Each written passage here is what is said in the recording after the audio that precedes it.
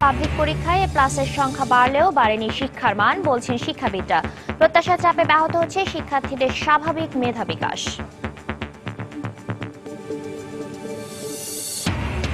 রাজধানীর যানজট নিরসনে নতুন নতুন প্রকল্পের প্রস্তাব জাইকার। গবেষণা নয়, বিদ্যমান প্রকল্পগুলোর কাজ দ্রুত শুরু করার তাগিদ যোগাযোগ বিশেষজ্ঞদের। পরিকল্পনা 6 বছর পরও আলোর মুখ দেখেনি গাজীপুরের ধেরাশ্রম আইসিডি। নির্মাণ হলে কমবে পণ্য পরিবহন খরচ। সুন্দরবনে থামছে না হরিণ শিকার, হুমকিতে জীববৈচিত্র্য। প্রশাসনের দুর্বলতায় দায়ী বলছে সচেতন মহল। এবং নেদারল্যান্ডসের বিপক্ষে ম্যাচ দিয়ে শুরু হচ্ছে টাইগারদের ওয়ার্ল্ড টি20 মিশন। কন্ডিশন চ্যালেঞ্জিং হলেও অভিজ্ঞদের জ্বলে ওঠার অপেক্ষায় মাশরাফি।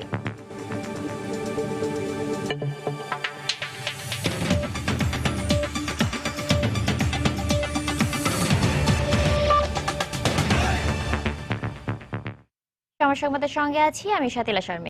দেশের পাবলিক পরীক্ষাগুলোতে প্রতি বছর পাল্লা দিয়ে A+-এর সংখ্যা বাড়লেও বাড়েনি শিক্ষার মান, এমন অভিমত শিক্ষাবিদদের। বরং অভিভাবক ও শিক্ষা প্রতিষ্ঠানের প্রত্যাশা চাপে বাধাগ্রস্ত হচ্ছে শিক্ষার্থীদের স্বাভাবিক মেধা বিকাশের পথ।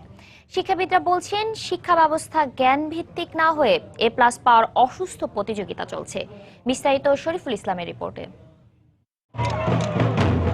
আন্তর্জাতিক মানের সাথে তাল মেলাতে 2001 সালে দেশে প্রথম জিপিএ ভিত্তিতে এসএসসি পরীক্ষার ফলাফল প্রকাশ শুরু হয়। প্রথমবার A+ পায় মাত্র 76 জন ছাত্র। পরে বাড়তে বাড়তে এক পর্যায়ে উত্তরপত্র মূল্যায়ন ও A+-এর সংখ্যা এমন দাঁড়ায় যাতে বিশেষজ্ঞরা অস্বাভাবিক হিসেবে উল্লেখ করতে থাকেন। A+ পেতে অভিভাবকরা স্কুলের পাশাপাশি সন্তানদের নিয়ে দৌড়াচ্ছেন শিক্ষক ও কোচিং সেন্টারগুলোতে।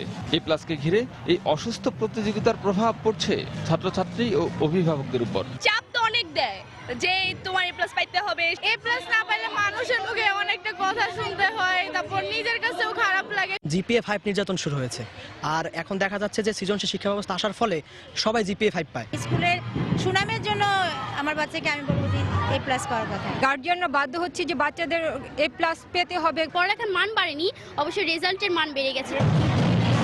এসএসসিতে জিপিএ 5-এর সংখ্যা বাড়ার সাথে সাথে সমাপনী ও জেএসসি পরীক্ষায়ও বাড়ছে A+-এর সংখ্যা।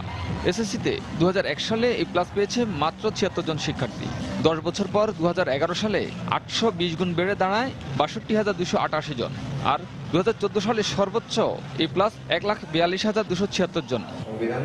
দেশের শিক্ষা ব্যবস্থা পরীক্ষা কেন্দ্রিক হওয়ায় A+-এর সংখ্যা বাড়ছে। তাই পাবলিক পরীক্ষা কমানো সহ শিক্ষা খাতে বাজেট বাড়ানোর পরামর্শ এই শিক্ষাবিদের। অনেকেই দেখেছি ইংরেজিতে A+ পেয়েছে, অনেকে গোল্ডেন জিপি নাকি একটা আছে, ওটা পেয়ে এসছে, কিন্তু 10টা বাক্য ইংরেজিতে লিখতে পারে না। তারা প্রমাণ করে যে তারা খুব ভালো ছাত্র, তাহলে আমি সেটা একমত হতে পারি না। আমার মনে হয় একটা অতি মূল্যায়ন চলছে কোথাও। পরীক্ষার ফলাফলের উপর নির্ভর না করে তারা কতখানি জ্ঞান পেল সেটা একটা পরিমাপের বিষয় আমরা যদি তৈরি করে ফেলতে পারি তাহলে সেটাই তো যথেষ্ট। শুধু A+ নয়, সন্তানের মেধা অনুযায়ী সুনাগরিক হয়ে দেশের উন্নয়নে ভূমিকা রাখবে, এমনটাই আশা শিক্ষাবিদদের। শরীফুল ইসলাম, সময় সংবাদ, ঢাকা। নতুন কিছু প্রকল্প সহ কৌশলগত পরিবহন পরিকল্পনা এসটিপির সংশোধনী প্রস্তাব জমা দিয়েছে জাইকা, যাতে নতুন 5টি এমআরটি ও 2টি বিআরটি লাইন এবং ঢাকার আশেপাশের জেলাগুলোকে সংযুক্ত করে 3টি বৃত্তাকার সড়ক নির্মাণের সুপারিশ করা হয়েছে। 2035 সালের মধ্যে এই প্রকল্পগুলোর বাস্তবায়নে প্রস্তাবিত ব্যয় ধরা হয়েছে প্রায় 2 লাখ কোটি টাকা। শেখ জায়েদের রিপোর্ট। রাজধানী ও এর প্রবেশ পথগুলো যানজট মুক্ত করতে 20 বছর মেয়াদী কৌশলগত পরিবহন পরিকল্পনা এসটিপি মন্ত্রিসভায় অনুমোদিত হয় 2009 সালে। গত 6 বছরে 2-1টি উন্নয়ন প্রকল্প ছাড়া একরকম অকার্যকরী ছিল এসটিপির বাস্তবায়ন। নির্মাণাধীন মেট্রো 6 সহ আরো 4টি মেট্রো রেল নির্মাণের সুপারিশ আছে জাইকার সংশোধনী প্রস্তাবে। রয়েছে ঢাকার আশপাশের জেলাগুলোকে সংযুক্ত করে 2টি বিআরটি লাইন ও 3টি রিং রোড নির্মাণের প্রস্তাবও। মন্ত্রিসভায় অনুমোদনের অপেক্ষায় রয়েছে প্রায় 2 লক্ষ কোটি টাকা বাজেটের এই প্রকল্পগুলো। রিভিশন ফাইনাল অলরেডি হয়ে গেছে। আমরা মন্ত্রী পরিষদের প্রেজেন্টেশনের জন্য এক্সিকিউটিভ সামারি রেডি করছি। অনুমোদন করার পরে ঢাকা শহরের জন্য প্রায়োরিটি বেসিসে যানজট নিরসনের লক্ষ্যে প্রাইম ভূমিকা পালন করতে আশা করি ওটা এপ্রিলের মধ্যেই আমরা ফাইনাল মানে অনুমোদন পাবো আর কি। প্রস্তাবিত আরএসটিপির প্রকল্পগুলো বাস্তবায়নের সময়সীমা ধরা হয়েছে 2035 সাল। যোগাযোগ বিশেষজ্ঞরা বলছেন, রাজধানীর বর্তমান যানজট এবং জনসংখ্যা বিবেচনায় নতুন নতুন পরিকল্পনা নয়, এসটিপিতে বিদ্যমান প্রকল্পগুলোর কাজ দ্রুত শুরু করা উচিত। 2035 সালে 5টা মেট্রো এবং 2টা বিআরটি করবে। তো 2035 পর্যন্ত আমি কি করব? আমার মাস ট্রানজিটের অবস্থা কি হবে? লোক সংখ্যা তো 2035-এ বেড়ে আপনার প্রায় 3 কোটির কাছাকাছি চলে যাবে। অনুমোদিত প্রজেক্ট এসটিপিকে কেন্দ্র করে কাজ শুরু হয়েছে। কোনো প্রজেক্টকে বাদ না দেওয়া এই প্রজেক্টগুলোকে কিভাবে আরও ডেভেলপ করা যায় সেই দিকে আগে যাওয়ার জন্য আমি বলবো। নতুন নতুন স্টাডির আর প্রয়োজন নাই। 2025 সালের মধ্যে এই পরিকল্পনার অধীনে মেট্রো 1 ও মেট্রো 5-এর কাজ শুরু করা যাবে বলে জানিয়েছে ঢাকা পরিবহন সমন্বয় কর্তৃপক্ষ ডিটিসিএ। শেখ জায়েদ, সময় সংবাদ, ঢাকা। মানবতা বিরোধী অপরাধের দায়ে জামায়াত নেতা আলবদর কমান্ডার মীর কাশেম আলীর ফাঁসির রায় বহাল রেখেছেন সুপ্রিম কোর্টের আপিল বিভাগ। গতকাল প্রধান বিচারপতি নেতৃত্বে 5 সদস্যের বেঞ্চ এ রায় ঘোষণা করেন। রাষ্ট্রপক্ষ সন্তোষ প্রকাশ করলেও পূর্ণাঙ্গ রায় দেখে রিভিউর সিদ্ধান্ত নেওয়া হবে বলে জানিয়েছেন মীর কাশেম আলীর আইনজীবী। খান মোহাম্মদ রুমেলের রিপোর্ট। ৭১-এর মহান মুক্তিযুদ্ধের সময় চট্টগ্রাম শহর ইসলামী ছাত্র সংঘের সভাপতি মীর কাশেম আলী এই অঞ্চলের আলবদর প্রধান হিসেবে কাজ করেন। শহরের আন্দরকিল্লার ডালিম হোটেলে গড়ে তোলেন নির্যাতন ক্যাম্প। মুক্তিযুদ্ধের সময় নৃশংসতার কারণে বাঙালি খান হিসেবে কুখ্যাতি পাওয়া কাশেম আলীর বিরুদ্ধে আনা 14টি অভিযোগের মধ্যে মুক্তিযোদ্ধা জসিম সহ 6 জনকে হত্যা এবং রঞ্জিত দাস ও টুন্টু সেনকে অপহরণ করে হত্যার পর লাশ গুমের দায়ে ফাঁসির আদেশ দেন ট্রাইব্যুনাল। আরও 8টি অভিযোগে দেয়া হয় বিভিন্ন মেয়াদে কারাদণ্ড। 2014 সালের নভেম্বরে ট্রাইব্যুনালের দেয়া এই রায়ের বিরুদ্ধে আপিল করেন এই জামায়াত নেতা। আপিলের রায়ে ফাঁসির সাজা বহাল রাখেন আপিল বিভাগ। 3টি অভিযোগ থেকে খালাস দেয়া হয় তাকে। আমি প্রত্যাশিত ফল পেয়েছি। এই মীর কাশেম আলী, তিনি ছিলেন সেক্রেটারি জেনারেল আলবদর নেতা, তিনি আজকে দণ্ডিত হলেন। কাজী উনি দণ্ডিত না হলে এই যে অপরাধের ধারাবাহিকতাটা এটা ক্ষুণ্ণ হতো এবং আদালত সঠিকভাবেই তাকে আজকে দোষী সাব্যস্ত করেছেন। আপিলের রায়ের পর রিভিউ আবেদন এবং রাষ্ট্রপতির কাছে প্রাণ ভিক্ষার সুযোগ পাবেন কাশেম আলী। আসামি পক্ষের আইনজীবী বলছেন, রায়ের পূর্ণাঙ্গ কপি হাতে পেলে রিভিউর ব্যাপারে সিদ্ধান্ত নেবেন তারা। ভবিষ্যতের ইতিহাস এই রায় পর্যালোচনা করবে এবং তারা এটা বিচার বিবেচনার দায়িত্ব আমি ভবিষ্যতের ইতিহাসের কাছে রেখে দিলাম। আমরা রায় পেয়ে আমরা রিভিউ করব কিনা সে ব্যাপারে আমরা চিন্তা ভাবনা করব। এদিকে আইনমন্ত্রী বলছেন, নির্দিষ্ট সময়ের মধ্যে রিভিউ না করলে দ্রুত রায় কার্যকরের উদ্যোগ নেওয়া হবে। তারা যদি রিভিউ পিটিশন দাখিল না করে তাহলে আমরা এই রায় কার্যকর করার ব্যবস্থা গ্রহণ করব। আর তারা যদি রিভিউ পিটিশন দাখিল করে তাহলে পরে রিভিউ পিটিশনের শুনানি শেষে যে রায় হয় সেই রায় অনুযায়ী আমরা ব্যবস্থা গ্রহণ করব। 2012 সালে মানবতা বিরোধী অপরাধের অভিযোগে গ্রেফতার হন এই জামায়াত নেতা। 2013 সালে 14টি অভিযোগ গঠনের মধ্য দিয়ে শুরু হয় বিচার কাজ। মামলায় রাষ্ট্রপক্ষে 24 জন এবং আসামি পক্ষে সাক্ষ্য দেন 3 জন। 2014 সালে ট্রাইব্যুনাল রায় ঘোষণা করেন তার বিরুদ্ধে। আর বুধবার দেয়া হলো আপিলের রায়। আলবদর নেতা মীর কাশেম আলীর আপিলের রায় নিয়ে গত কয়েকদিন ধরে চলছিল নানা আলোচনা সমালোচনা। তবে রাষ্ট্রপক্ষের আইনজীবীরা বলছেন, আপিলে তার সর্বোচ্চ সাজা বহাল থাকায় সেই সত্যটি আবারও প্রতিষ্ঠিত হলো, আইনের চোখে সবাই সমান। খান মোহাম্মদ রুমেল, সময় সংবাদ, ঢাকা। বিচারাধীন বিষয় এবং বিচার বিভাগ নিয়ে মন্তব্যের বিষয়ে 15ই মার্চ মুক্তিযুদ্ধ বিষয়ক মন্ত্রী মোজাম্মেল হক ও খাদ্যমন্ত্রী অ্যাডভোকেট কামরুল ইসলামকে আদালতে হাজির হওয়ার নির্দেশ দিয়েছেন সুপ্রিম কোর্ট। একই সঙ্গে তাদের বক্তব্যের বিষয়ে 14 মার্চের মধ্যে ব্যাখ্যা দিতে বলেছেন আপিল বিভাগ। আইনমন্ত্রী আনিসুল হক বলেছেন, বিচারাধীন বিষয়ে কথা না বলাই ভালো। খাদ্যমন্ত্রী অ্যাডভোকেট কামরুল ইসলাম বলেন, আদালতের প্রতি তিনি সবসময় শ্রদ্ধাশীল। আফজাল হোসেনের রিপোর্ট। গত 5ই মার্চ 71-এর ঘাতক দালাল নির্মূল কমিটির এক অনুষ্ঠানে যুদ্ধাপরাধী মীর কাশেম আলীর মামলার রায় নিয়ে সংশয় প্রকাশ করে মামলা থেকে প্রধান বিচারপতি এস.কে. সিনহাকে বাদ দিয়ে বেঞ্চ পুনর্গঠন এবং আপিল পুনর্শুনানির দাবি তোলেন মুক্তিযুদ্ধ বিষয়ক মন্ত্রী ও খাদ্যমন্ত্রী। দুই মন্ত্রীর এমন বক্তব্যে আলোচনা সমালোচনা শুরু হয়। মঙ্গলবার সকালে আলবদর নেতা মীর কাশেম আলীর রায়ের আগে প্রধান বিচারপতি এস.কে. সিনহার নেতৃত্বে 9 সদস্যের বেঞ্চ দুই মন্ত্রীর এমন বক্তব্যের ব্যাখ্যা দিতে 15 মার্চ হাজির হওয়ার নির্দেশ দেন। এ সময় আদালত বলেন, এ ধরনের বক্তব্য আদালত অবমাননাকর এবং বিচার বিভাগের স্বাধীনতায় হস্তক্ষেপের শামিল। জনাব কামরুল ইসলাম এবং আকামা মোজাম্মেল হক তারা যে একটি সংস্থার মিটিংয়ে গিয়ে যে বক্তব্য রেখেছেন সেই বক্তব্যে আদালত খুবই মর্মাহত এবং এটা আদালত অবমাননা এবং বিচার বিভাগের উপর নগ্ন হস্তক্ষেপ বর্ণনা করে তারা তাদের উপরে রুল ইস্যু করেছেন এবং সশরীরে তাদের 15ই মার্চে আদালতে হাজির হতে বলেছেন। এ বিষয়ে সচিবালয়ে আইনমন্ত্রী বলেন, বিচারাধীন বিষয়ে এমন মন্তব্য সমীচীন নয়। যখন আদালতে কোনো ব্যাপার তাদের নিয়ন্ত্রণে থাকবে, আমরা সেটাকেই বলি সাবজুডিস। এই সব সাবজুডিস ম্যাটারে কারো কোনো বক্তব্য দেওয়াটা ঠিক না। এদিকে তাৎক্ষণিক ব্রিফিংয়ে খাদ্যমন্ত্রী অ্যাডভোকেট কামরুল ইসলাম বলেন, আইনের প্রতি শ্রদ্ধাশীল হওয়ায় আদালতের এর রুলের জবাব দেবেন তিনি। বক্তব্যটা ছিল আমার নিজস্ব বক্তব্য একজন মুক্তিযোদ্ধা হিসেবে, একজন বিচার প্রার্থী মানুষ হিসেবে। আদালত আমাকে রুল নিষেধ জারি করেছেন, আমি ইনশাআল্লাহ তার আদালতের প্রতি শ্রদ্ধাশীল, আমি তার জবাব দেব। তবে আমি যেহেতু আজকে মালয়েশিয়া যাচ্ছি এফও এর একটা কনফারেন্সে যোগ দেওয়ার জন্য, 15-16 তারিখ হয়তো দেশে ফিরবো, 16 কি 17 তারিখ। আমি ইনশাআল্লাহ আদালতের কাছে একটা সময় চাইবো, স্বাভাবিক একটা সময় চাইবো, আমি জবাব দেব, অবশ্যই জবাব দেব। আফজাল হোসেন, সময় সংবাদ, ঢাকা। সময় সংবাদে আরো থাকছে, জমে উঠেছে বরিশাল অঞ্চলের ইউনিয়ন পরিষদ নির্বাচনের প্রচারণা। ব্যস্ত সময় পার করছেন প্রার্থীরা, দিচ্ছেন নানা প্রতিশ্রুতি। এবং চট্টগ্রাম নগরীতে গণশৌচাগারের বেহাল দশা, নারীদের জন্য নেই আলাদা কোনো ব্যবস্থা, নোংরা পরিবেশে বাধ্য হয়ে ব্যবহার করছেন অনেকে। প্রধানমন্ত্রী শেখ হাসিনা বলেছেন, ধর্মের দোহাই দিয়ে নারীদের পিছিয়ে রাখার আর কোনো সুযোগ নেই। আন্তর্জাতিক নারী দিবসের আলোচনায় প্রধানমন্ত্রী নারী সমাজের উদ্দেশ্যে বলেন, অন্যের মুখাপেক্ষী হয়ে নয়, নারীদের নিজের অধিকার নিজেকেই আদায় করে নিতে হবে।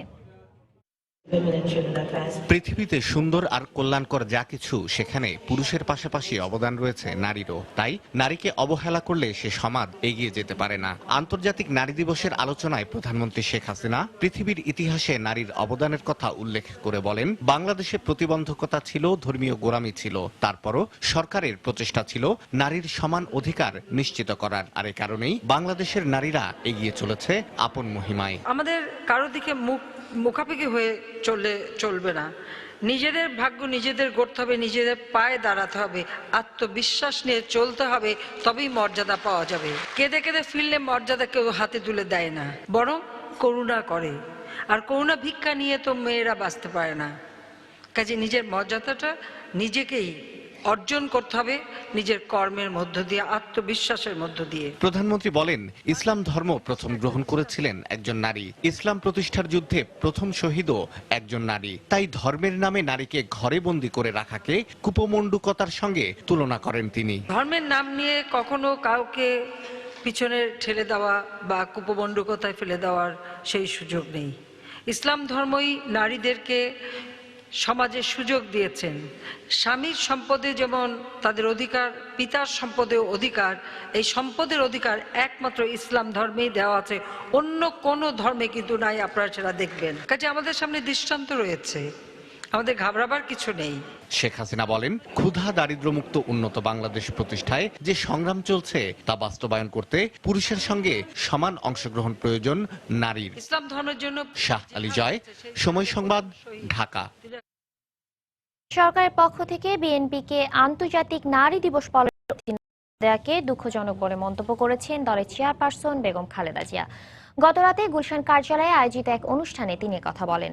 সরকার ও পুলিশের ব্যর্থতার কারণে দেশের নারী নির্যাতনের সংখ্যা বাড়ছে বলে মন্তব্য করেন তিনি। বিশ্ব নারী দিবস যখন এটা হয়েছে, এই দিবসটাও বিএনপির মতো একটা বিশাল দল যারা তিনবার ক্ষমতায় থেকেছে সবচেয়ে বেশি, এবং এই দেশের জন্য কল্যাণ, উন্নয়ন, নারী থেকে আরম্ভ করে শিশু থেকে আরম্ভ করে সবকিছু করেছে, একটা প্রোগ্রাম করতে দিবে না? এটা সত্যি দুঃখজনক। কেন দেবে না? কেন পারমিশন? এটা তো আন্তর্জাতিক নারী দিবস। এই যে শিশু নির্যাতন, মহিলা নির্যাতন, মহিলাদের উপর অত্যাচার গ্রামে গঞ্জে তো অহরহ। আর কাদের দ্বারা হচ্ছে? এই সরকারি দলের লোক এবং সরকারি চাকরি যারা করে, বিশেষ করে বলতে খারাপ লাগে, শুনতেও খারাপ লাগে, যারা আমাদেরকে নিরাপত্তা দেওয়ার কথা, পুলিশ দ্বারা নির্যাতিত হচ্ছে। রেলপথে কন্টেইনার পরিবহনের জন্য 1987 সালের পর নতুন কোনো আইসিডি প্রতিষ্ঠিত হয়নি দেশে। 2010 সালে রেলওয়ের মাস্টার প্ল্যানে গাজীপুরের ধীরাশ্রমে একটি আইসিডি নির্মাণের পরিকল্পনা থাকলেও 6 বছরেও তা আলোর মুখ দেখেনি। চট্টগ্রাম বন্দর কর্তৃপক্ষের মতে, ঢাকার বাইরের শিল্পাঞ্চলগুলোর জন্য গাজীপুরে প্রস্তাবিত আইসিডি নির্মিত হলে পণ্য পরিবহনের খরচ অনেকাংশে কমে আসবে। বিস্তারিত জানাচ্ছেন হাজেরা শিউলি। সারা বিশ্বে 50 ভাগ কন্টেইনার রেলপথে পরিবহন হলেও বাংলাদেশে হয় মাত্র 3 ভাগ। ঢাকা শহরে দিনের বেলায় ট্রাক প্রবেশে নিষেধাজ্ঞা থাকায় শহরের কেন্দ্রস্থলের কমলাপুরে অবস্থিত রেলভিত্তিক একমাত্র আইসিডি ব্যবহারে নানা সমস্যায় পড়তে হয় আমদানি রপ্তানিকারকদের। চট্টগ্রাম বন্দরের কর্মকর্তাদের মতে Dhaka Chattogram rail line double হওয়ায় গাজীপুরের ধীরাশ্রমে একটি ডেডিকেটেড আইসিডি নির্মাণ জরুরি। এতে চট্টগ্রাম বন্দরের ক্রমবর্ধমান কন্টেইনারের চাপ সামলানো সহজ হবে। কন্টেইনার জট হয় না, এটি আমরা ম্যানেজমেন্টে ইমপ্রুভ করেছি, কিন্তু এটির একটা সীমা আছে। এই কারণে ধীরাশ্রমে এটি আইসিডি প্রয়োজন, সেটি আসলে এবং অন্য জায়গায় যোগাযোগ স্থাপনের জন্য খুবই চমৎকার জায়গা। ডেডিকেটেড রেলওয়ে সার্ভিসগুলো ডেভেলপ করে যে কন্টেইনার, তা আমার মনে হয় 10-15-20% কন্টেইনার আমার রেলওয়েতে পরিবহন করা সম্ভব হবে। এক্ষেত্রে পরিবহন ব্যয় কমানো ও পণ্যের নিরাপত্তার খাতিরে ধীরাশ্রমে প্রস্তাবিত আইসিডিটি দ্রুত নির্মাণের দাবি ব্যবসায়ীদের। আইসিডি কমলাপুরকে গুটিয়ে ওখানে নেওয়াটাই আমি মনে করি বাঞ্ছনীয়। ঢাকা চট্টগ্রাম বাই রোডে মালামাল আনা নেওয়ার ক্ষেত্রে পয়সাও সেভ হবে। বেশ কতগুলি জায়গায় এই মালামাল খোয়া যাচ্ছে বা ওখানে ট্রাক থামিয়ে মালামাল গায়েব করে দেওয়া হচ্ছে। তো এটা যদি চালু হয় তাহলে এটা অনেকটাই আমরা মনে করি উপকৃত হব। তবে রেলমন্ত্রী জানান, এই প্রকল্প বাস্তবায়নে ইতিমধ্যে পরামর্শক নিয়োগের প্রক্রিয়া চূড়ান্ত করা হয়েছে। নির্বাচিত প্রতিষ্ঠানের সাথে চুক্তিপত্র স্বাক্ষরের পরই পরবর্তী কার্যক্রম শুরু হবে। আমরা অনেক দূরে এগিয়ে গিয়েছি, আশা করি এটা বাস্তবায়িত হবে অতি তাড়াতাড়ি। ইতিমধ্যে ট্রানজাকশন নিয়োগের জন্য আহ্বানকৃত RFP এর কারিগরিও আর্থিক মূল্যায়ন সম্পন্ন হয়েছে। আশা করা যাচ্ছে আগামী মাসে এই চুক্তিপত্র স্বাক্ষর হবে। যেহেতু প্রকল্পটি লাভজনক, তাই বেসরকারি উদ্যোক্তাদের কাছ থেকে যথেষ্ট সাড়া পাওয়া যাবে। গাজীপুর আইসিডি বছরে 3 লাখ টুয়ার্স কন্টেইনার হ্যান্ডলিং করবে। প্রকল্পটি বাস্তবায়নে সম্ভাব্য ব্যয় ধরা হয়েছে $30 কোটি। হাজারে শিউলি, সময় সংবাদ, ঢাকা। পদ্মনগরী চট্টগ্রামে গণ শৌচাগারগুলো অনেকটা ব্যবহার অনুপযোগী হয়ে পড়েছে। প্রতিটি শৌচাগারই স্যাঁতসেঁতে নোংরা পরিবেশ, দুর্গন্ধের পাশাপাশি পানি না থাকা এবং ভাঙাচোরা দরজাসহ নানা সমস্যায় জর্জরিত। তারপরও সাধারণ মানুষ বাধ্য হচ্ছেন এসব শৌচাগার ব্যবহার করতে। বিস্তারিত জানাচ্ছেন পার্থপ্রতিম বিশ্বাস। BRAC institute of governance and development এর চট্টগ্রামের ওপর চালানো জরিপ থেকে জানা যায়, অপরিষ্কার এবং শিশু ও মহিলাদের জন্য আলাদা ব্যবস্থা না থাকা ও নিরাপত্তাহীনতার কারণে 57% লোক গণশৌচাগার ব্যবহার করেন না। এক্ষেত্রে নগরীর বেশিরভাগ শৌচাগারের অবস্থা অত্যন্ত নাজুক। স্যাঁতসেঁতে নোংরা পরিবেশ, দুর্গন্ধযুক্ত টয়লেট, দরজা ভাঙা, পানি না থাকা সহ নানা সমস্যায় জর্জরিত সিটি কর্পোরেশন নিয়ন্ত্রণাধীন গণশৌচাগারগুলো। পানির সমস্যা হয়, তারপর আপনার এই বাথরুমের ঠিকমতো পরিষ্কার নেই, টয়লেটের মধ্যে পাইপ নেই, টাকা তো 5 টাকা দিয়ে এখন পরিবেশও ঠিক নেই, দরজা নাই, হুক নাই। আমি বাইরে তোমার পানি আনি ইন্দিরা হনবত মানুষের কষ্ট করে ব্যবহার করে। 60 লাখ লোকের এই নগরীতে 41টি ওয়ার্ডের মধ্যে সিটি কর্পোরেশনের নিয়ন্ত্রণাধীন শৌচাগার রয়েছে 43টি, কিন্তু নারীদের জন্য কোনো আলাদা শৌচাগার নেই। আমাদের যেহেতু চট্টগ্রাম শহরে কোথাও নারীদের গণশৌচাগার নেই, নারীরা বিভিন্ন সমস্যায় পড়তেছে। নারীরা বিশেষ করে তার কিডনি ফেল হচ্ছে, তার ইউরিন ইনফেকশন হচ্ছে এবং নানা রকমের রোগ আক্রান্ত হচ্ছে, নারীদের কর্মক্ষম ক্ষমতা হারাচ্ছে। অবশ্য সিটি কর্পোরেশনের শৌচাগারগুলো দুরবস্থার কথা স্বীকার করলেন মেয়র। সবগুলোকে আমি পরিকল্পিতভাবে যেখানে নতুনভাবে স্থাপন করতে হলে স্থাপন করব, আর যেগুলো যদি অপসারণ করতে হয় অপসারণ করবো, এবং নিয়মিত যাতে এটাকে পরিষ্কার পরিচ্ছন্ন রাখা যায় সে যত ধরনের পদক্ষেপ গ্রহণ করা উচিত, লোকবল নিয়োগ করা উচিত, সেভাবে আমি কিন্তু বাস্তবায়ন করব। নগরীর গণশৌচাগারগুলো সিটি কর্পোরেশনের নিয়ন্ত্রণাধীন হলেও সবগুলো শৌচাগার ইজারার মাধ্যমে পরিচালিত হয়। পার্থপ্রতিম বিশ্বাস, সময় সংবাদ, চট্টগ্রাম। সময় সংবাদে আরও থাকছে, 1 বছরের ব্যবধানে ইন্দোনেশিয়া ও প্রশান্ত মহাসাগরীয় অঞ্চলে দ্বিতীয় পূর্ণ সূর্যগ্রহণ। বাংলাদেশ ও ভারত থেকেও দেখা গেছে আংশিক। সুন্দরবন ও আশপাশের এলাকায় থামছে না হরিণ শিকার। হরিণ শিকার করে মাংস ও চামড়া পাচার করছে একটি চক্র। এমন অপতৎপরতায় হুমকিতে পড়েছে জীববৈচিত্র্য। সচেতন মহল বলছে, প্রশাসনের দুর্বলতার কারণেই এটি সম্ভব হচ্ছে। বিস্তারিত জানাচ্ছেন এম এ আজিম, ক্যামেরায় ছিলেন SM সিফাত। সুন্দরবনের অন্যতম সৌন্দর্য মায়াবী চিত্রা হরিণ, কিন্তু অর্থলোভী কিছু অসাধু চক্রের অপতৎপরতা ধ্বংসের দ্বার প্রান্তে নিয়ে যাচ্ছে এ সৌন্দর্যকে। বছর বছর আশঙ্কাজনকভাবে কমছে সুন্দরবন ও আশপাশের হরিণ সংখ্যা।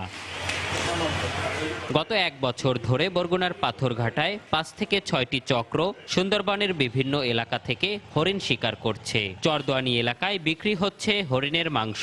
কিছুদিন পরপর এই এলাকা থেকে জব্দ হচ্ছে জীবিত হরিণ, এর মাংস ও চামড়া। তবে প্রশাসনের সংশ্লিষ্টতার কারণে শিকারীরা গ্রেপ্তার হচ্ছে না বলে দাবি সচেতন মহলের। এই শিকারীদেরকে গ্রেপ্তার করা, আটক করা আসলে প্রশাসনের ব্যর্থতা মনে করি। আর প্রশাসন ইচ্ছা করলে এদেরকে ধরতে পারে, এদেরকে সাজা দিতে পারে। যারা শিকারী তাদের সঙ্গে তো আইন শৃঙ্খলা বাহিনীর একটা গোপন আঁতাত আছে, তার মাধ্যমেই এই কাজটা হয়। মাঝে মাঝে হরিণ উদ্ধার করা দরকার, এই উদ্ধার করে দেখায়। অবশ্য পুলিশ বলছে বনে শিকারীদের অবস্থান না জানায় পাচারকারীদের ধরা গেলেও তাদের আটক করা যাচ্ছে না। পাচারকারীরা হয়তো একটা গ্রুপের সাথে কন্ট্যাক্ট করে হরিণের চামড়া, তারা হরিণ মেরার পর হরিণের চামড়াটা নিয়ে যায়। পাচারকারীদেরকে জিজ্ঞাসাবাদ করা হয়, তখন তারা আর তাদের কোনো ক্লু দিতে পারে না। তবে আমরা ওই ব্যাপারটি নিয়ে কাজ করছি এবং একই সাথে কোস্টগার্ডও কাজ করছে। এই জয়েন্ট অপারেশনের মধ্য দিয়ে আমরা হয়তোবা আরো ভালো কিছু করতে পারবো। গত 7 মাসে র্যাব, পুলিশ, কোস্টগার্ড উপজেলার বিভিন্ন এলাকা থেকে 7টি হরিণের চামড়া ও 439 কেজি হরিণের মাংস উদ্ধার করেছে, কিন্তু শিকারীরা রয়ে গেছে ধরাছোঁয়ার বাইরে। এম এ আজিম, সময় সংবাদ, বরগুনা। রাজধানীর ধানমন্ডিতে গাছ চাপায় নিহত বিশিষ্ট চিত্রশিল্পী ও চলচ্চিত্র নির্মাতা খালিদ মাহমুদ মিঠুর মরদেহ সর্বসাধারণের শ্রদ্ধা নিবেদনের জন্য কেন্দ্রীয় শহীদ মিনারে আনা হয়েছে। এই মুহূর্তে সেখানে আছেন আমাদের রিপোর্টার সেলিয়া সুলতানা। বিস্তারিত জানতে সরাসরি চলে যাচ্ছি তার কাছে। সেলিয়া। শাতিলা, আপনারা জানেন যে খালিদ মাহমুদ মিঠু, যিনি চিত্রশিল্পী, একাধারের লেখক ছিলেন এবং তিনি কিন্তু চলচ্চিত্র পরিচালনা করতেন, তিনি গত 7 মার্চ উনি বিকেলবেলা ধানমন্ডি 4 নম্বরের একটি রোডে গাছ চাপায় তিনি নিহত হন।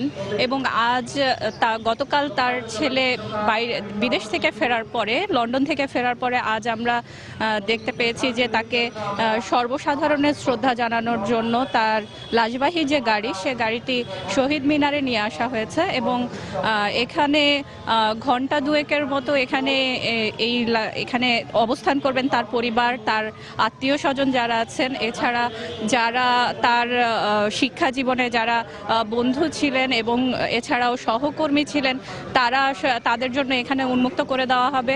ঘন্টা দুয়েক এখানে লাশটি থাকার পরে এখান থেকে নিয়ে যাওয়া হবে তার যে শিক্ষা জীবন ছিল যে ইনস্টিটিউটে, সেটি হচ্ছে ঢাকা বিশ্ববিদ্যালয়ের চারুকলা ইনস্টিটিউট, সেখানে নিয়ে যাওয়া হবে এবং সেখানে প্রায় 1 ঘন্টা থাকার পর বিশ্ববিদ্যালয়ে যে মসজিদ রয়েছে সেখানে তার জানাজা অনুষ্ঠিত হওয়ার কথা রয়েছে। আরও একটি বিষয় আপনাদেরকে জানিয়ে রাখি, যদি আমরা গত 7 তারিখে তার মৃত্যুর বিষয়টি আমরা বলি, আবার দর্শকদেরকে আমরা যদি জানিয়ে দিতে চাই, সেটি হলো যে 7 তারিখে ধানমন্ডি 4 নম্বর রোডে উনি বাসায় ফেরার সময় ওনার রিকশার উপরে যে কৃষ্ণচূড়া একটি গাছ, যেটি কিনা পড়ে তারপরে তার মৃত্যু হয় সেখানে, এবং তাকে পরবর্তীতে গণস্বাস্থ্য হাসপাতালে নিয়ে যাওয়া হয় এবং সেখানকার ডাক্তার তাকে মৃত ঘোষণা করেন। এবং তারপরে বিকেলের দিকে আমরা যখন তার বাসায় যোগাযোগ করি এবং সেখানে অবস্থান করি, তখন কিন্তু সাধারণ মানুষ বলছিলেন যেহেতু 7 তারিখের আগের দিন 6 তারিখে আসলে ঝড় হয়েছিল ঢাকায়, সেক্ষেত্রে এখানে আসলে নগরের যে দেখভাল যারা করবেন তাদেরও কিন্তু বলেছিলেন এই বিষয়গুলো দেখভাল করা উচিত, কারণ একটি গাছ, পূর্ণাঙ্গ একটি গাছ, সেটি এভাবে উপড়ে পড়ে যদি একজন সুকৃতি মানুষকে হারাতে হয়েছে আমাদেরকে, এ বিষয়ে তারা বলেছেন এ ধরনের ঘটনা যেন আর না ঘটে এবং এ ধরনের গাছগুলো যেগুলো মাটির অভাবে এবং শেকড়ের অভাবে ভিত্তিহীনভাবে দাঁড়িয়ে আছে কোনোভাবে, সেটি আসলে ঝুঁকির মধ্যেই আসলে সাধারণ মানুষের জীবনকে ফেলছে। একটি বিষয় যদি আমরা খালিদ মাহমুদ মিঠুর ব্যাপারে আপনাদেরকে জানিয়ে রাখতে চাই, সেটি হলো তিনি একাধারে চিত্রশিল্পী, পরিচালক এবং তিনি কিন্তু লেখালেখিও করতেন এবং হুমায়ুন আহমেদ আমাদের যে কথা সাহিত্যিক, তার ব্যাপারেও কিন্তু তিনি একটি বই লিখেছেন। এছাড়া 1986 সালে ঢাকা বিশ্ববিদ্যালয়ের চারুকলা অনুষদে তিনি ছিলেন এবং পরিচালক হিসেবে তিনি যে গহীনের শব্দ যে চলচ্চিত্রটি পরিচালনা করেছেন সেটির জন্য কিন্তু তিনি জাতীয় পুরস্কার পর্যন্ত পেয়েছেন। এছাড়া আরেকটি যে জোনাকির আলো নামে যে চলচ্চিত্রটি তিনি পরিচালনা করেছেন সেটিও কিন্তু অনেক প্রশংসা কুড়িয়েছিল। এই ছিল এখন পর্যন্ত সর্বশেষ। আমরা এখন পর্যন্ত অপেক্ষা করছি যে তার যে মরদেহটি সেটি বেদিতে নিয়ে যাওয়া হবে এবং কিছুক্ষণের মধ্যেই হয়তো আমরা দেখতে পাবো সর্বসাধারণের শ্রদ্ধা নিবেদনের জন্য সেটি উন্মুক্ত করে দেওয়া হয়েছে। শাতিলা। রাজধানীর ধানমন্ডিতে মর্মান্তিক দুর্ঘটনায় নিহত হয়েছেন প্রতিভাবান চিত্রশিল্পী ও চলচ্চিত্র নির্মাতা খালিদ মাহমুদ মিঠু। তার মরদেহ নিয়ে আসা হয়েছে শহীদ মিনারে সর্বসাধারণের শ্রদ্ধা নিবেদনের জন্য। সেখানকার সর্বশেষ খবর জানছিলাম সেলিয়া সুলতানার কাছ থেকে। চলে যাচ্ছি পরবর্তী সংবাদে। জমে উঠেছে বরিশাল অঞ্চলের ইউনিয়ন পরিষদ নির্বাচনের প্রচারণা। প্রার্থীরা জানাচ্ছেন ভোটারদের দ্বারে দ্বারে দিচ্ছেন নানা প্রতিশ্রুতি। ভোটাররা বলছেন সঠিক প্রার্থীকেই বেছে নেবেন তারা। নির্বাচন সুষ্ঠু করতে সব ব্যবস্থা নেওয়া হয়েছে বলে জানিয়েছেন নির্বাচন কর্মকর্তা। আমিনুর ইসলামের তোলা ছবিতে ফিরদাউস সোহাগের রিপোর্ট।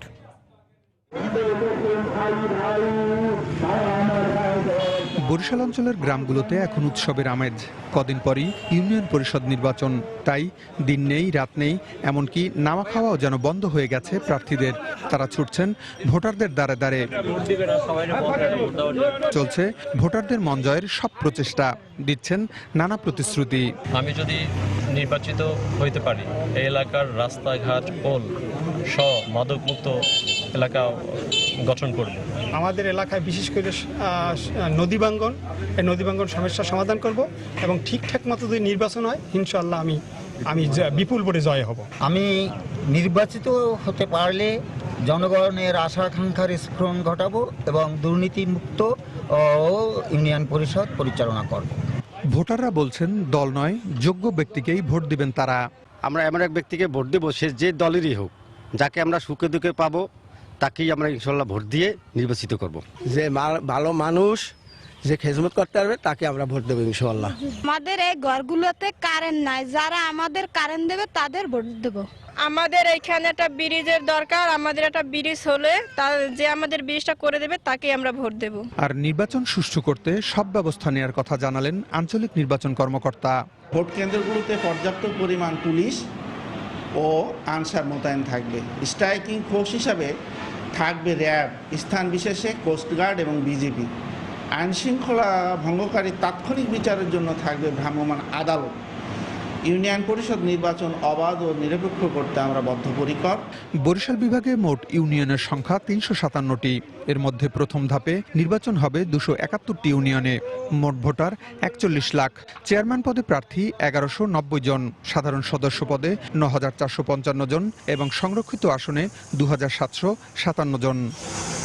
ফিরদাউস সোহাগ, সময় সংবাদ, বরিশাল। চট্টগ্রামের বায়েজিদে গৃহবধূ পারভিন আক্তার হত্যার ঘটনায় জড়িত ৪ জনকে চিহ্নিত করেছে পুলিশ।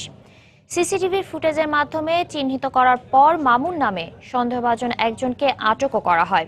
সম্পত্তি আত্মসাতের জন্য পরিকল্পিতভাবে ডাকাতির ঘটনা সাজিয়ে গৃহবধূ পারভিনকে হত্যা করা হয়েছে বলে প্রথম থেকেই ধারণা করে আসছে পুলিশ। বাড়িতে থাকা 2টি সিসিটিভি ক্যামেরার ফুটেজ পর্যালোচনা করে সে সন্দেহ আরও প্রবল হওয়ায় আটক করা হয় পারভিনের ভাসুরের ছেলে মামুনকে। শনিবার রাত 10টার দিকে নগরীর বায়েজিদ এলাকার বাসায় তাকে হত্যা করা হয়েছিল এবং এরপরই হত্যাকারীরা ওই বাসা থেকে চলে যায়। হত্যাকারীরা বাসা থেকে বের হওয়ার কয়েক মিনিট পর মামুনও রহস্যজনকভাবে বাসা থেকে বের হয়, যার প্রমাণ পাওয়া যায় সিসিটিভির ফুটেজে। এদিকে আটকের পর মামুনকে জিজ্ঞাসাবাদ করছে পুলিশ।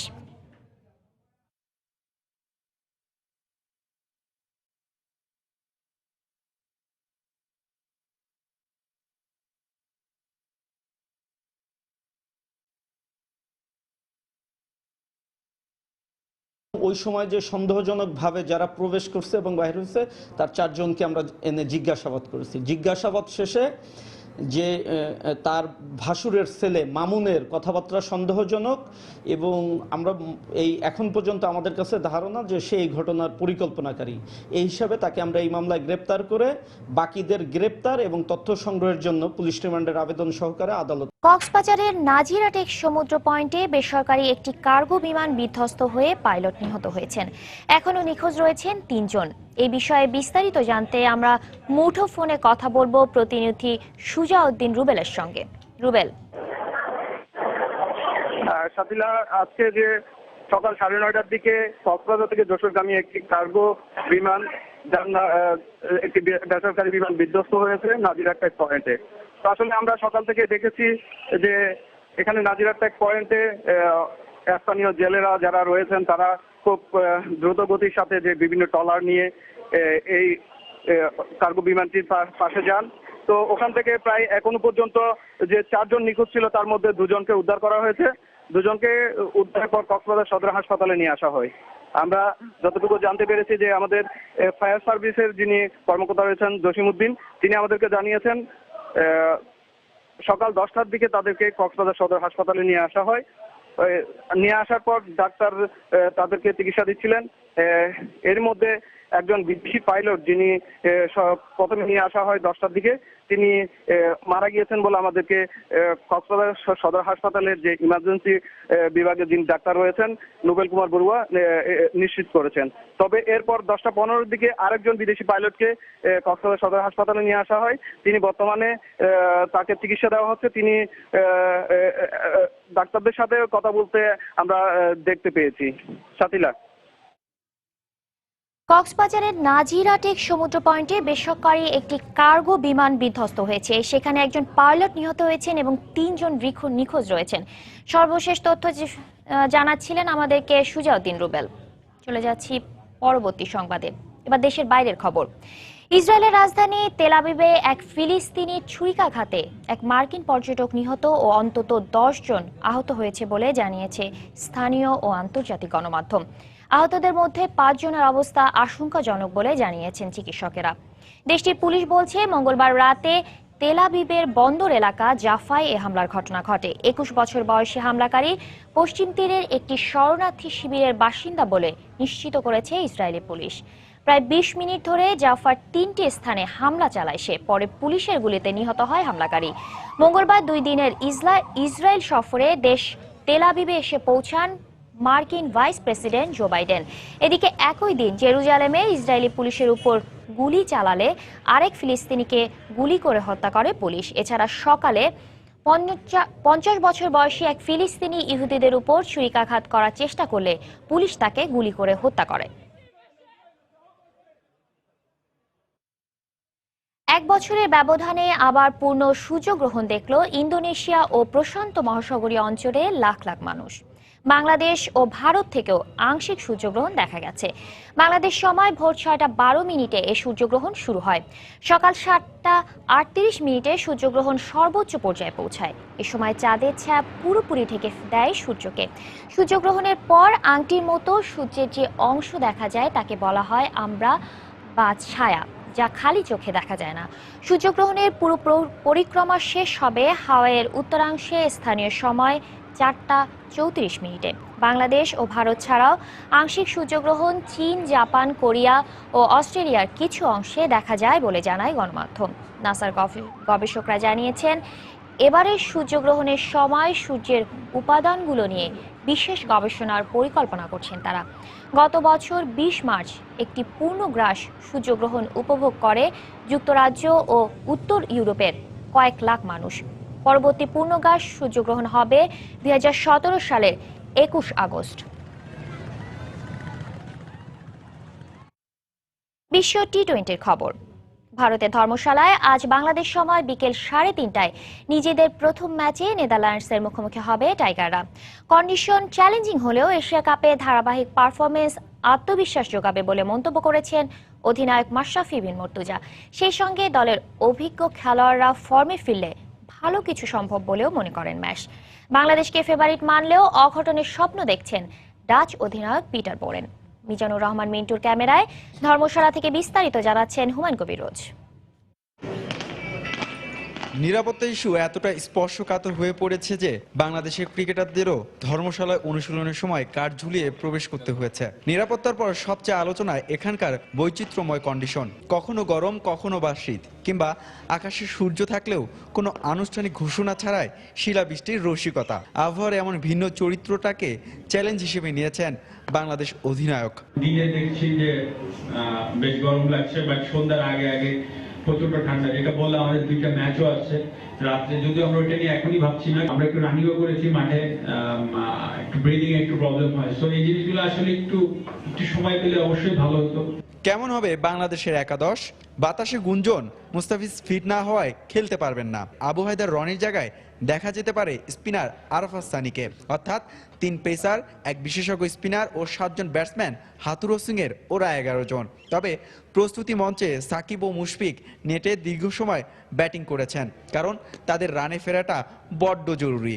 আর তারা ফর্মে ফিরলে তো ডাচ দুর্গ চূর্ণ করবে টাইগাররা নিমিষেই। ওরা যদি ওদের বেস্ট ফর্মে থাকে, আমাদের টিম আনপ্লেয়েবল টিম হয়ে যাবে। সো বাট এটাই নিয়ম, খেলার নিয়ম আমি জানি, এবং আমার বিশ্বাস যে ওরা রাইট টাইমে যেটা দরকার সেটা করতে পারবে। আমি এত চিন্তিত না আসলে। অন্যদিকে আইসিসির সহযোগী দেশ নেদারল্যান্ডস 2012 সালে বাংলাদেশকে এই ফরম্যাটে একবার হারিয়েছিল। সেই স্মৃতি তাদের মধুর প্রেরণা। তাদের টি-20 ফেরিওয়ালা 10 ডেজ কাটে দলে নেই, তারপরেও অদম্য বাংলাদেশকে ফেভারিট মেনে দিবা স্বপ্নে বিভোর ডাচরা। আমাদের গ্রুপে বাংলাদেশই ফেভারিট। তারা দুর্দান্ত দল। ব্যাটিং এর পাশাপাশি বোলিংয়েও তাসকিন, আলামিন, সাকিবরা ম্যাচ জেতানোর সামর্থ্য রাখে। তবে আমরাও আত্মবিশ্বাসী, বাংলাদেশকে আটকানোর ক্ষমতা আমাদের আছে। এ পর্যন্ত দু দলের দুবারের সাক্ষাতে সমান 1টি করে জয়। আন্তর্জাতিক ক্রিকেটে বাংলাদেশের যে অবস্থান, তাতে করে বাছাই পর্বের 3 ম্যাচ মূল পর্বের আগে বাড়তি পাওনা বলা যেতেই পারে। তবে নেদারল্যান্ডসের বিপক্ষে টাইগারদের শুরুটা করতে হবে ফেভারিটদের মতো, নইলে পচা শামুকে পা কাটলে কিন্তু সুপার 10-এ খেলার বাসনাটা ফিকে হয়ে যাবে। হুমায়ুন কবির রোজ, সময় সংবাদ, ধর্মশালা, ভারত। এ পর্যায়ে শীর্ষ সংবাদ জানিয়ে দিচ্ছি আরেকবার। পাবলিক পরীক্ষায় A+-এর সংখ্যা বাড়লেও বাড়েনি শিক্ষার মান, বলছেন শিক্ষাবিদরা। প্রত্যাশার চাপে ব্যাহত হচ্ছে শিক্ষার্থীদের স্বাভাবিক মেধা বিকাশ। রাজধানী যানজট নিরসনে নতুন নতুন প্রকল্পের প্রস্তাব জাইকার। গবেষণা নয়, বিদ্যমান প্রকল্পগুলোর কাজ দ্রুত শুরু করা তাগিদ যোগাযোগ বিশেষজ্ঞদের। পরিকল্পনার 6 বছর পরও আলোর মুখ দেখেনি গাজীপুরে ধেরাশ্রম আইসিডি। নির্মাণ হলে কমবে পণ্য পরিবহন খরচ। সুন্দরবনে থামছে না হরিণ শিকার, হুমকিতে জীববৈচিত্র্য। প্রশাসনের দুর্বলতায় দায়ী বলছে সচেতন মহল। এবং নেদারল্যান্ডসের বিপক্ষে ম্যাচ দিয়ে আজ শুরু হচ্ছে টাইগারদের ওয়ার্ল্ড টি-20 মিশন। কন্ডিশন চ্যালেঞ্জিং হলে অভিজ্ঞদের জ্বলে ওঠার অপেক্ষায় মাশরাফি। এই ছিল এখনকার মতো। যে কোনো খবর পেতে ভিজিট করুন সময়নিউজ.tv। যে কোনো বাংলা লিংক, রবি, সিটিসেল নম্বর থেকে সময় সংবাদের খবর, অনুষ্ঠান সম্পর্কে জানতে এবং যে কোনো তথ্য সময় সংবাদকে জানাতে ডায়াল করুন 16242 নম্বরে। এছাড়া এইমাত্র খবর মোবাইলে পেতে SMS করুন *SN লিখে পাঠিয়ে দিন 16242 নম্বরে। সঙ্গে থাকুন সময়ের।